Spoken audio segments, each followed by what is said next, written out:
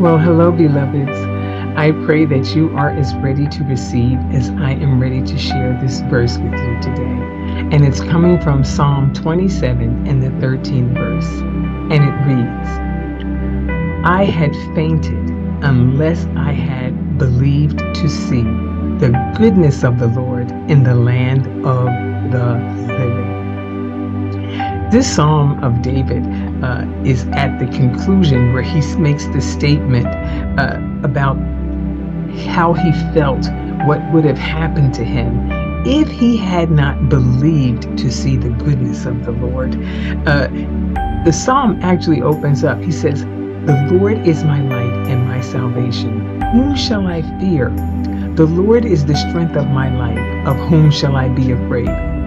Now, you know what? It's almost a rhetorical, but he's asking himself now when he sees the victory, now that he's experiencing after all of the hardship, after all of the struggle, after all of the burden and weight that was on him, when he was in such a place of despair, when things looked so dark, and for so long when he is on the run, when he's facing all these things, he's facing slander from his enemies, he's being lied on, he's being chased, he's being pursued, he couldn't be with his family, he couldn't go to the house of God, he couldn't seek the Lord as he would worship normally, but he had to do it when he in his own alone time. He had to seek God.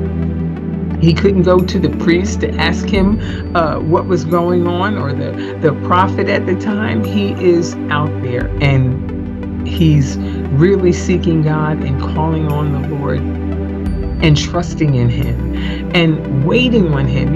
We'll go through something for a period of time, but as the time goes on and it gets longer, maybe 1 year, maybe 2 years, maybe even 3 years or more, it begins to get hopeless.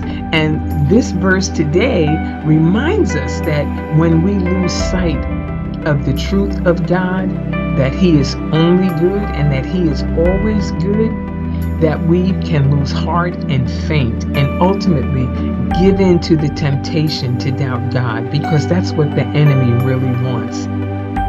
And we'll stop trying and we won't engage in the battle. And the battle is always spiritual, and it manifests itself in a physical way, but the battle starts on the inside. And this is exactly where the devil wants us. He wants us doubting God, and he wants us removed from our place of fellowship with him, because without faith, it's impossible to please God, and it will hinder us from taking the steps that faith actually produces, because we'll lose heart. And when we don't have fellowship with God, it leaves us in a vulnerable and a capable place where we can be devoured. But God is our refuge, and he's a very present help in trouble. And the psalmist is making this very clear here. And again, there's the one thing that God requires from us, and that is to come to him believing that he is good and that he is a rewarder of those that diligently seek him, that don't give up on him, that will trust him in the worst and the toughest times, and believing that God will show up for you.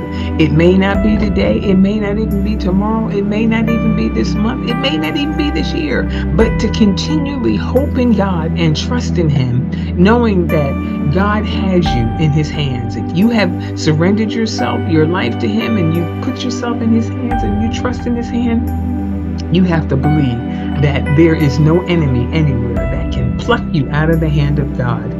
And as time went on, it was proven to David. Though he cried unto the Lord and he prayed unto the Lord, and he would listen for God's direction and for God to strengthen him in his spirit, which was happening, and David, to give David the hope to keep on running until God delivered him to do what he knew was right before God, and to trust in him. And so in all of his circumstances.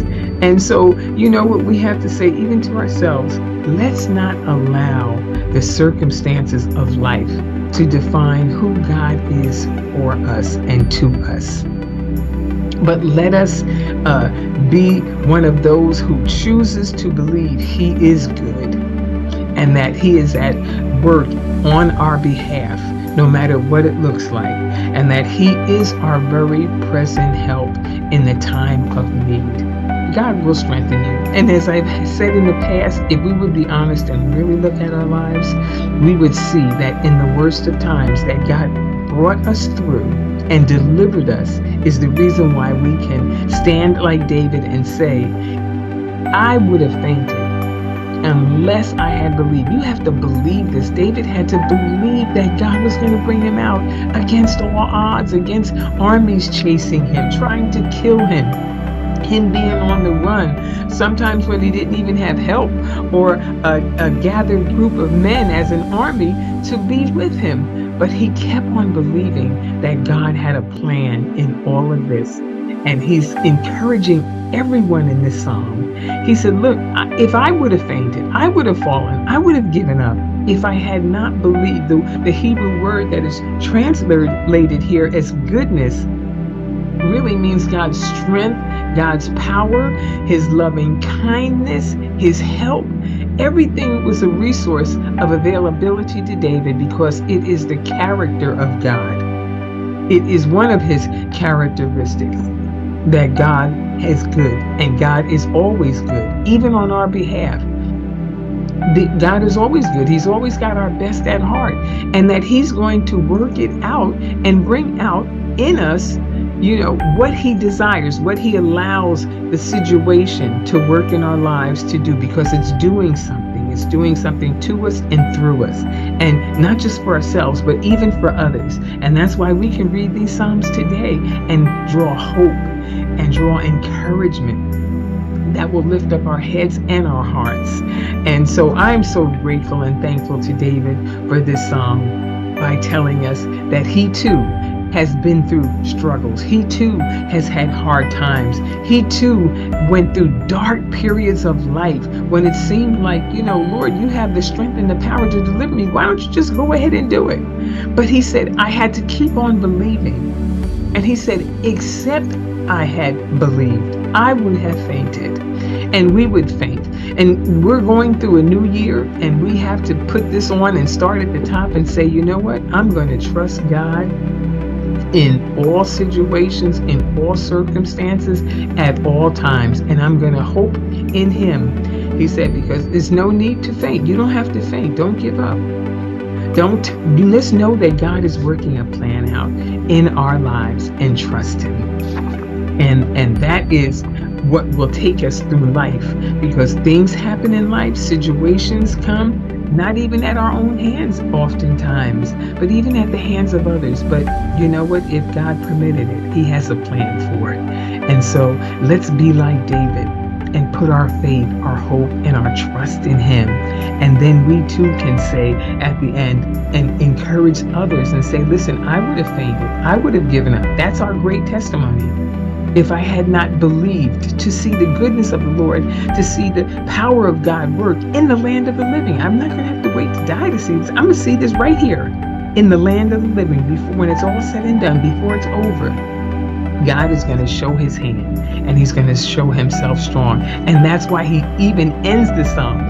Listen at what He says. He says, wait on the Lord and be of good courage, and He will strengthen thine heart. And He says it again, wait, I say, on the Lord. Woo, what encouragement. What a great word for Him to give to us, that we can read this over and over when we go through a situation, to have this word tucked away in our hearts. That will strengthen us to seek God and to do the will of God no matter what. And so I pray that this verse is another one that you add to the many other verses that will keep you, that you can draw on and go back to and recite to yourself over and over. When the enemy tries to come in like a flood, it'll be the standard of the word that'll be lifted up in you that will refute what the enemy say. So I pray that you will be blessed abundantly, not only today, but throughout this year. God bless you.